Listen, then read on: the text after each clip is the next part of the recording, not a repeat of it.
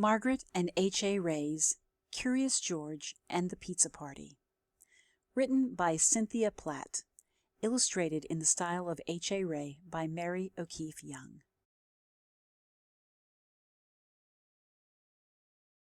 George was a good little monkey and always very curious.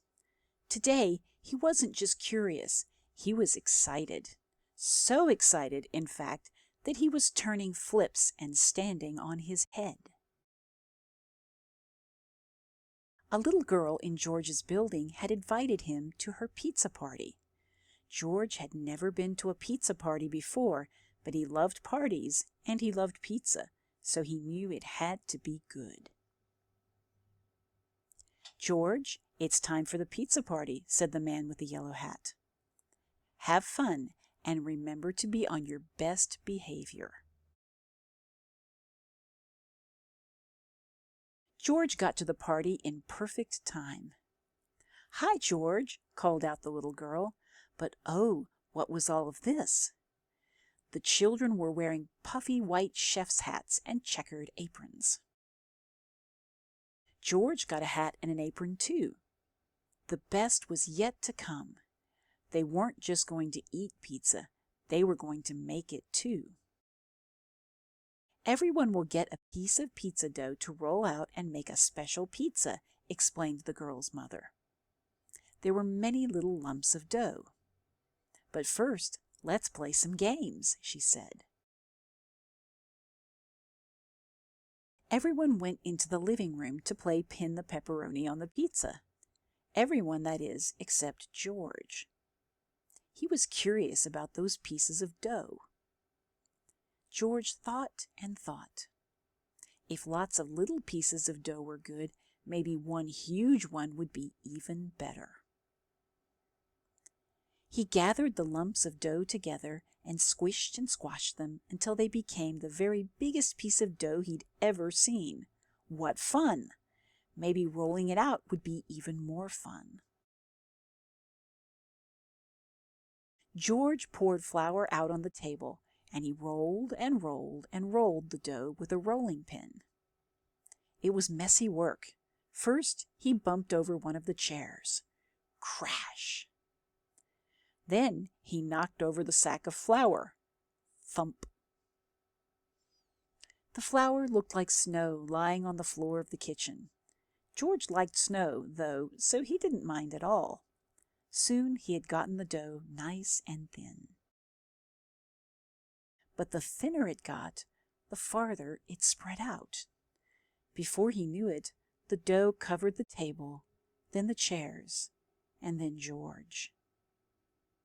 Without the flour, it started to stick to everything, including George. George stopped to think. Maybe the dough was better off in small pieces after all.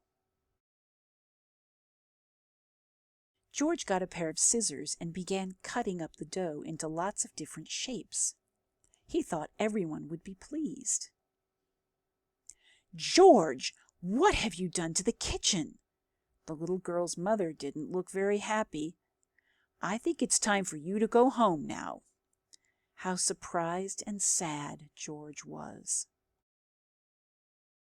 Just then, the children burst into the kitchen and saw the mess that George had made. "George, what happened?" asked one boy. The other children looked at the shapes George had made with wide eyes. "Wow, George, I've never seen pizza dough like that before," said the little girl, smiling. "Well," said her mother, "if you can clean up this mess quickly, George, I suppose you can still stay to make pizza." The children all helped George clean the kitchen. He was lucky to have so many good friends. As they worked, they talked about the pizza. "I'm going to make a pizza that looks like a star," said one little boy. "And I'm going to make one that looks like a house," said a girl. Once the kitchen was clean, the real fun began. All of the children picked out perfect pieces of dough and got to work. They spooned on tomato sauce and sprinkled on cheese. They added lots of vegetables and pepperoni.